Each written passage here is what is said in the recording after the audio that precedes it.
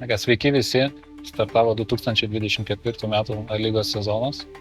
Pačiu noriu pasveikinti visus su sezono pradžia ir atėjo pirmos laidos laikas teisėjo akimi. Šioje laidoje dalyvausiu aš, Sergejus Lyva, ir mano kolega Gediminas Mažeika.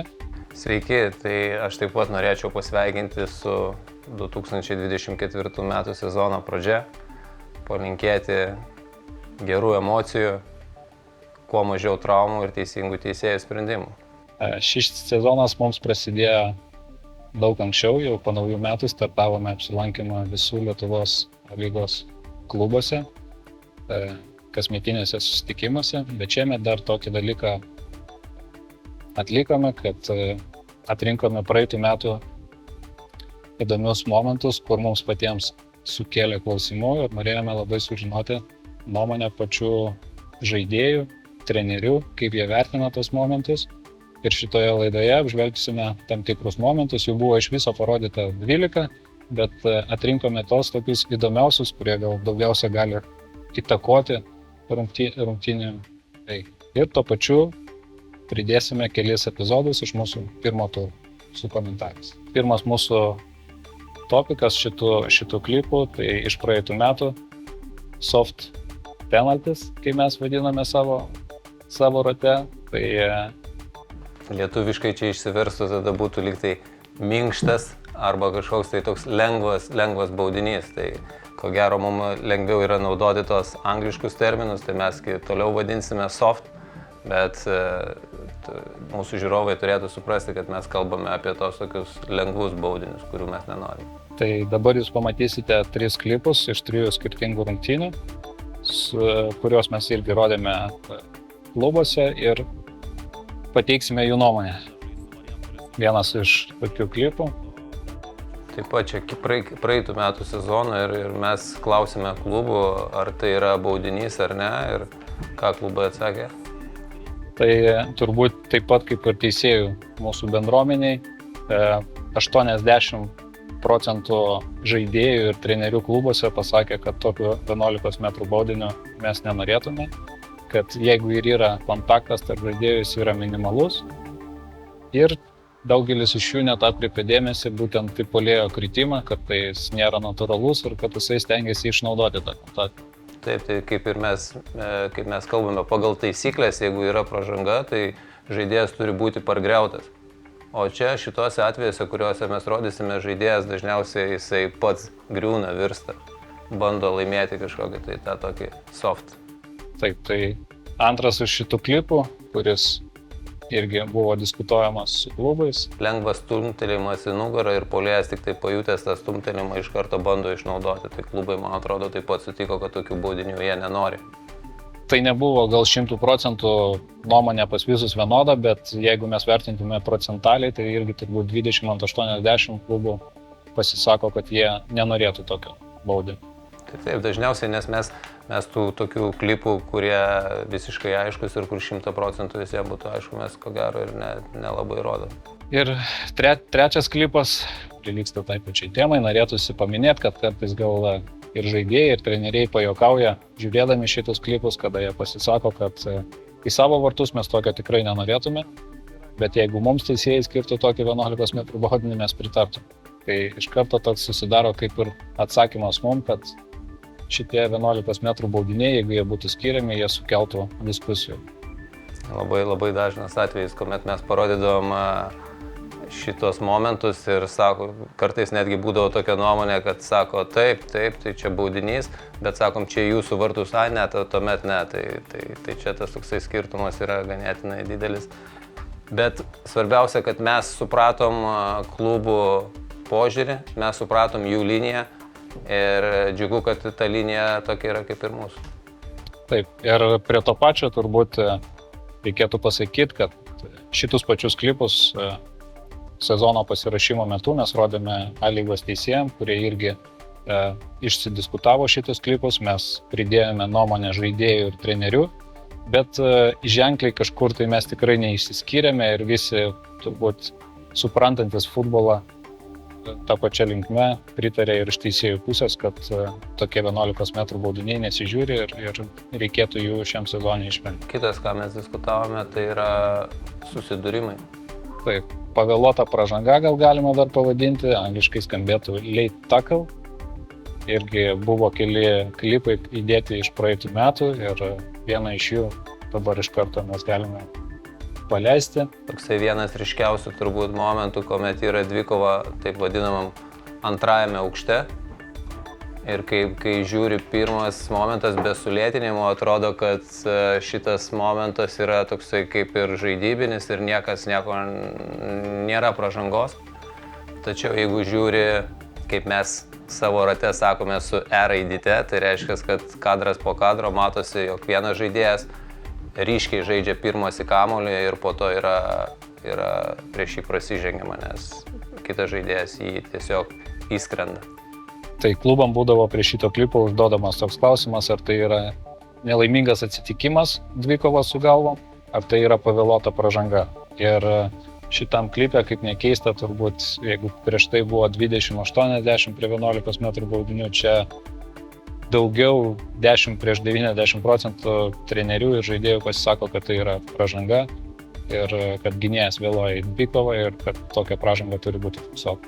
Antras klipas į šitą temą, kas buvo rodoma, iš tikro klipas sukėlęs labai daug diskusijų, bet kada pradedi analizuoti kartu su žaidėjais ir tais pačiais treneriais, ką Gediminas paminėjo su raidele, žingsnis po žingsnio, daugelis žaidėjų ir trenerių tada pradeda suprasti, ko mes iš teisėjų reikalaujam ir kaip tam tikrus momentus reikėtų traktuoti. Tai vienas iš dažnų atvejų, kas nutinka mūsų A lygoje, kada gynėjas iš pradžių sužaidžia į kamuolį, bet visi paskui pamiršta vertinti tą susidūrimą po kontakto su kamuoliu. Labai daug yra akcentuojama paskutiniais metais tai, kad žaidėjų sveikata turi būti saugoma ir tai yra vienas iš tų momentų, kuomet teisėjai bando apsaugoti žaidėjų sveikatą. Kadangi kaip ir matosi, jog gynėjas šiek tiek žaidžia į kamuolį, jisai liečia kamuolį tikrai, bet kita koja jisai stipriai prasižengia, kas gali būti ganėtinai pavojinga kito žaidėjo sveikatai, prieš kurį yra prasižengiama.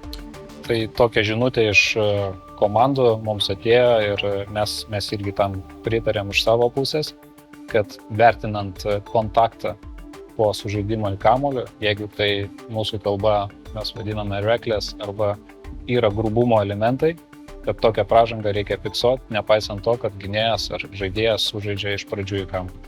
Tai šio klipo atveju turbūt visi pasisako už paskirtą 11 metrų baudą. Taip, nežinau kiek procentaliai, bet didžioji dauguma. Čia gal 30-70 gavosi ir visą laiką įdomu, nes gynybinės linijos žaidėjai turi vieną nuomonę, tada atsiranda saugų linija ir puolėjai, kurie persveria tą nuomonę, bet kada išanalizuoja ir tą dalyką išaiškini, tai daugelis būdavo, kad pakeisdavo nuomonę, bet turbūt didžioji dauguma čia pritarė, kad tai turėtų būti skiriamas 11 metrų baudinys.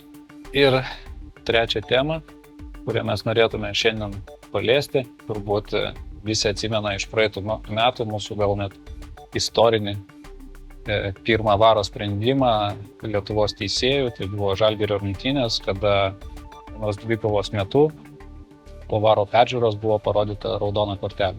Taip, tai tiesą pasakius, aš buvau inspektorium tose rungtynėse ir pirmas įspūdis sėdint tribūnoje tikrai nesukėlė kažkokių didelių įtarimų, tačiau VAR komanda dirbo tikrai neblogai ir jie surado kampą, kuriame matosi labai grubus taisyklių pažeidimas. Tai yra, kuomet yra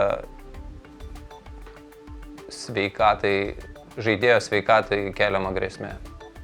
Taip, tai jeigu klubam užleidus šitą klipą, pačioj pradžioj nei vienas neturi jokios reakcijos ir kada pamato tą pakartojimą su sustabdoma nuotrauka, koks kontaktas yra įvykęs, iš karto vienareikšmiškai čia turbūt nebuvo ne vieno klubo, kuris pasakytų, kad tai geltona kortelė, bet visi norėtų šitam klipe raudonos kortelės. Vienintelį iš mūsų pusės, ką mes norėtume užakcentuoti, kad šitam epizode nebuvo intensyvumo, kad ir toks paviršutinis kontaktas, bet su klubais buvo aptarta tai, kad jeigu mes turėsime tokį paveiksliuką, kad tai yra neapsaugota kojos dalis ir žaidėjas atvira koja užeina ant savo priešininko, kad tokiais atvejais mes turime rodyti raudoną kortelę. Nenutolstant nuo šitos temos, šitam pirmam turė turėjome kažkuria prasme panašią situaciją, kur mūsų nuomonė po peržiūros ir analizės rungtynių turime pripažinti, kad teisėjai mūsų suklydo. Taip, tai buvo klaida, tiesą pasakius, aikštėje didelės reakcijos nebuvo, bet mes turėtumėm pasiųsti žinutę, kad mes turim saugoti žaidėjų sveikatą ir momentas, apie kurį tu kalbi, tai rungtynėse Hegelmann Transinvest, 43 minutė.